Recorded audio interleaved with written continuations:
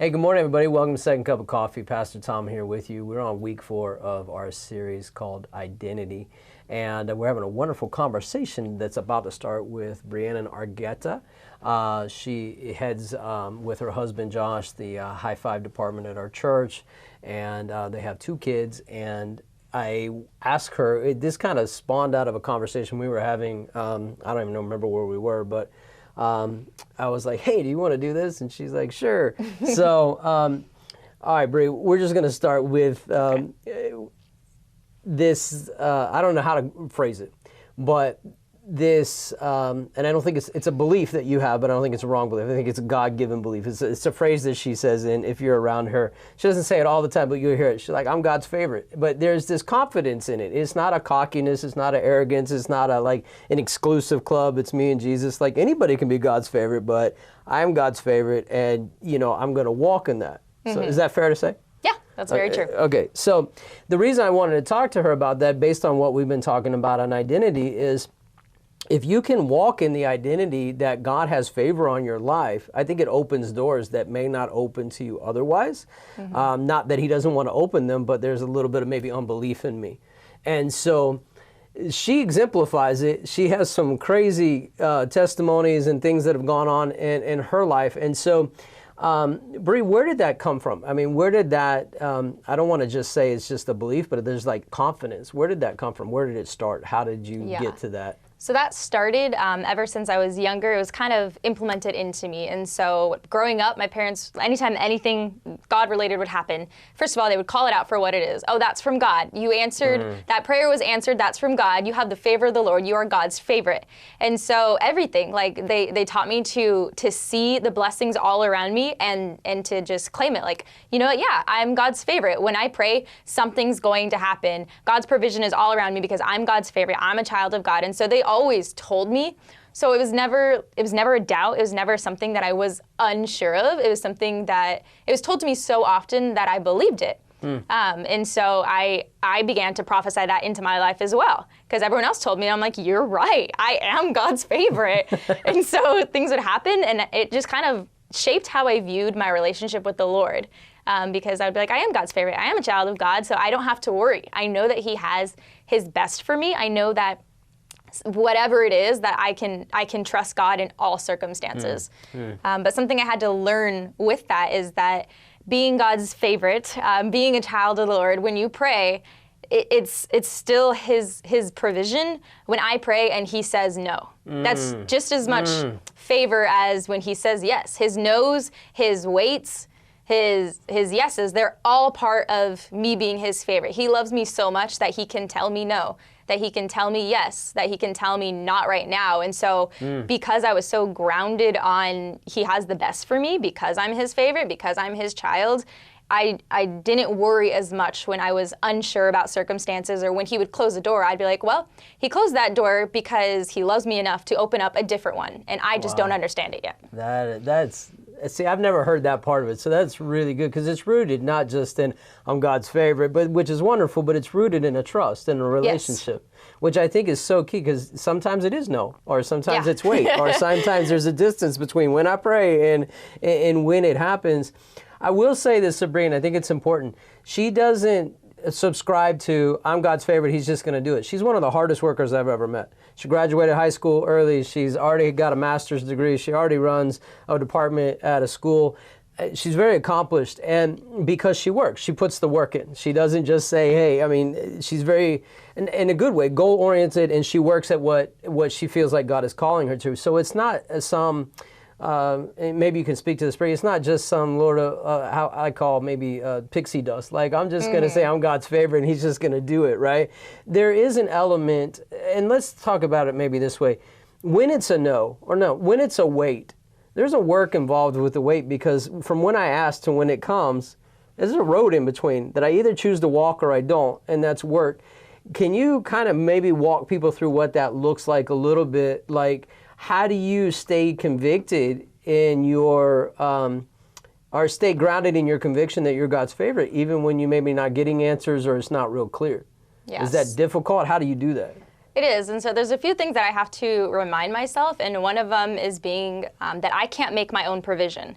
So it's one thing to be wise, which we're supposed to do. We're supposed to be wise stewards. And so I do what I can on my side, but I cannot make my own provision. And so the rest is literally up to God. So I have to remind myself, like, there's nothing more that I can do in certain circumstances. I can only bring myself so far. So the rest has to be up to God. Why worry? Why freak out? Why do this when I cannot open a certain job door? I cannot open a certain ministry door or a certain family door. Like, there's things outside of my control. So I'm going to do what's in my control. But then it's like, okay, God, you have the rest. I've done what you've given me with the tools you've given me, the giftings you've given me. I've done what I can. Now it's up to you. So I have to remind myself, like, it's out of my control. So stop trying to control it. Oh, wow. That's good. Now, because I think that control issue is a big one. It's hard. Really hard. Really, really hard. And especially I think we both fall in the same category. We're kind of type A personalities. Like, yes. Here it is. Let's do it. Let's get it done. We'll figure it out. Well, not in a bad way, but let's put the pieces in together and let's go. But I think I'm learning something about you, Bri, that I didn't really fully appreciate, but I'm beginning just in this conversation to appreciate your groundedness in who he is to you and who you are to him. It seems like really gives you a peace, like even when things aren't maybe necessarily. Yes. She kind of, at least to me, she kind of comes across as a little bit unflappable. Now, I obviously, I don't see her 24 hours a day, 7 days a week or whatever, but there is I would say a calmness to you, in the sense that I think it comes out of that trust that you have with him. And was that just because of it being ingrained in you in a good way by your parents, or has it grown in other ways? I mean, you're an adult now, You're married, you have 2 kids, you have a life, you have a career, all of those things. Can you talk about how it's grown a little bit after your parents had the influence that they did?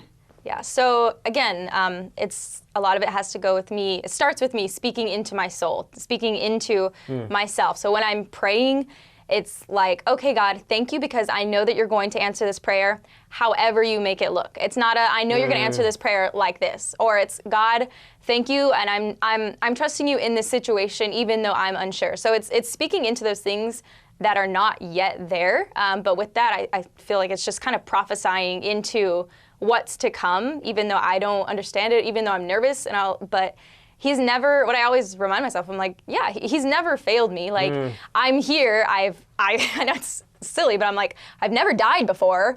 I've never been this or that. And so I'm like, okay, God, like, you have answered all those other prayers. So when the hard times come, and they do, if I'm able to praise God and to trust him in the good times, then I better be able to praise him and trust him in the bad times. Like, he deserves that. Like, I'm not here just for the good things. That's not what a relationship is. And so I have to remind myself of all the things that he has answered, all the things he has done in my life. And I'm like, okay, if he's never failed me yet, if I've made it from here to here, then I know I'm going to make it from here to here, however that might look like. I don't know if it's going to look like that or the timeline. Right. But again, he's never failed me. I've never had this, that, and that. So I'm like, okay, God, I know that you will take care of me. I don't understand how that looks, but I'm going to trust you. So we've been talking about David and particularly about him going out and meeting Goliath. But there was a point where the transition between him and Saul and him receiving the kingdom hadn't completely happened yet. And the guy who anointed David and anointed Saul, Samuel, dies. Mm-hmm.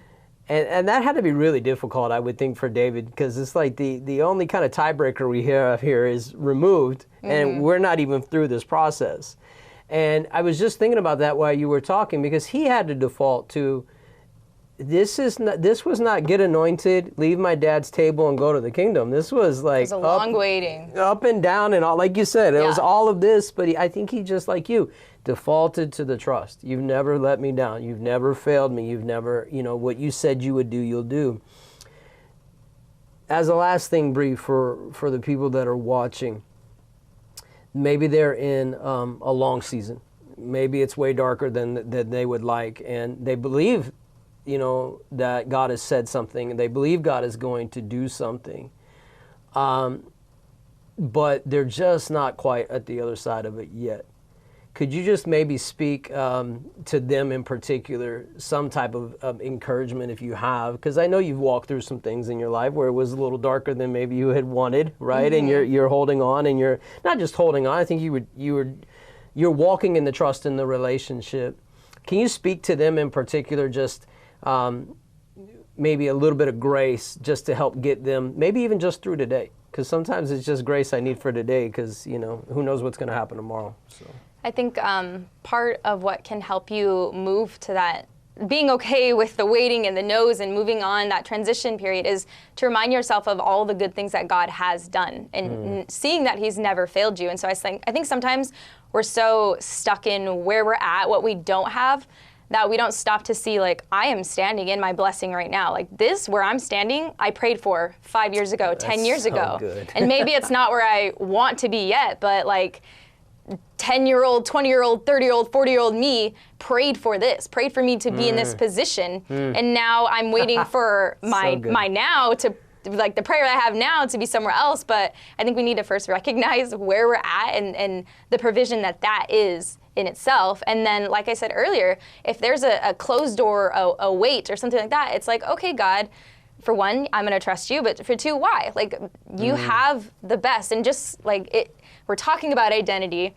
If you know who you are, and then you know who God is. You know that you're a child of God because your Father is in heaven and he's the King. Then you can grab a hold of that sonship and know that, okay, as a father, there's a father there who's taking care of me. If I'm a child, then I have to submit to my authority, my parent. But my parent is going to do their best to protect me, to teach me right and wrong, to guide my way. And as a kid, you don't understand that. As a kid, you want all the dessert now. As a kid, you want to go play on the dangerous things. But the parent's like, no, because I know you're going to get hurt. I know you're going to throw up or this or that. And so the children don't always understand the process until they're older. And so we have to remind ourselves, as if we know who we are in Christ, then we know we have to submit to God's authority, but it's only because his provision is good for us, and we need to just grab a hold of that and stand firm. And I don't understand, but that's okay. I don't understand, but that's okay is, I think, words to live by.